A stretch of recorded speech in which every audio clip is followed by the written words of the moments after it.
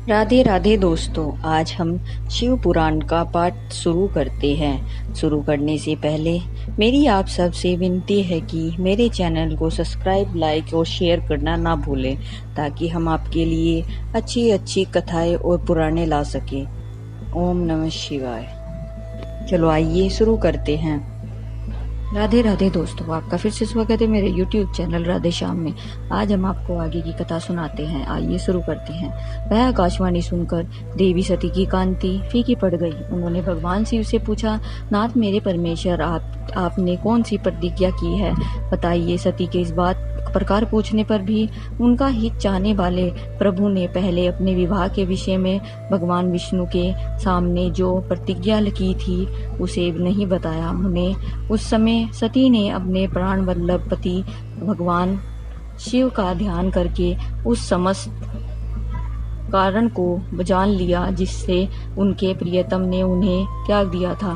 प्रभु ने मेरा त्याग कर दिया है, इस बात को जानकर दक्ष कन्या सती शीघ्र ही अत्यंत शोक में डूब गई और बारंबार सिसकने लगी।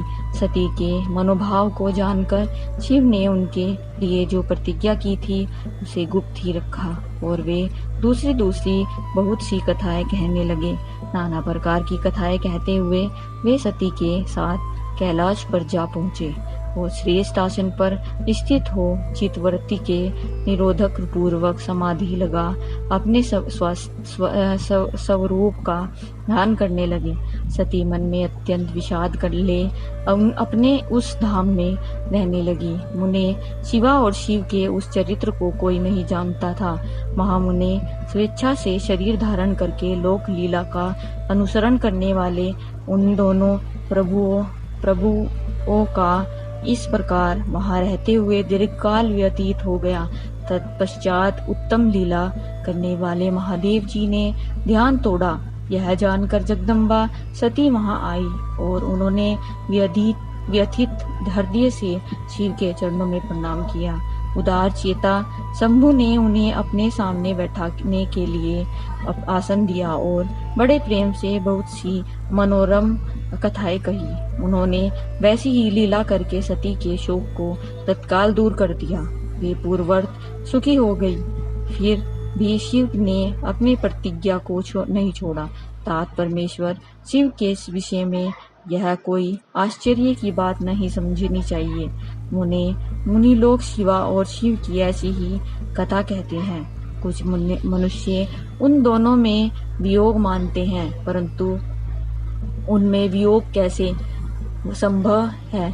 शिवा और शिव के चरित्र को वास्तविक रूप से कौन जानता है?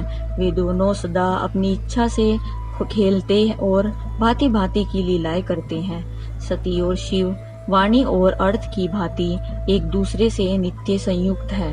उन दोनों में वियोग होना असंभव है। उनकी इच्छा से ही उनमें लीला वियोग हो सकता है।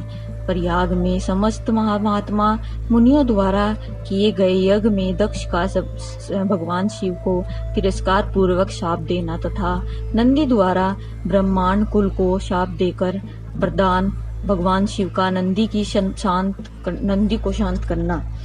ब्रह्मा जी कहते हैं, नारद पूर्व काल में समस्त महात्मा मुनि प्रयाग में एकत्रित हुए थे।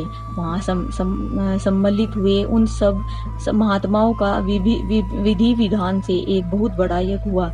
उस यज्ञ में सनकादि सिद्धगण, देवऋषि, प्रजापति, देवता तथा ब्रह्मा का साक्षात्कार करने वाले ज्ञानी भी पधारे थे। मैं भी मूर्तिमान महातेजस्वी निगमों और आगमों से युक्त हो सपरिवार वहां गया था। अनेक प्रकार के उत्सवों के साथ वहां उनका विचित्र समाज जुटा था। नाना शास्त्रों के संबंधों में ज्ञान चर्चा एवं वाद विवाद हो रहे थे। मुने उसी अवसर पर सती तथा पार्षदों के साथ त्रिलोक हितकारी सृष्टिकर्ता एवं सबके स्वामी भगवान रुद्र भी वहां आ पहुँचे। भगवान शिव को आया देख संपूर्ण देवताओं, सिद्धों तथा मुनियों ने मैंने भी भक्ति भाव से उन्हें प्रणाम किया और उनकी स्तुति की। फिर शिव की आज्ञा पाकर जो सब लोग प्रसन्नता पूर्वक यथास्थान बैठ गए। भगवान का दर्शन पाकर सब लोग संतुष्ट थे और अपने सौभाग्य की सराहना करते थे।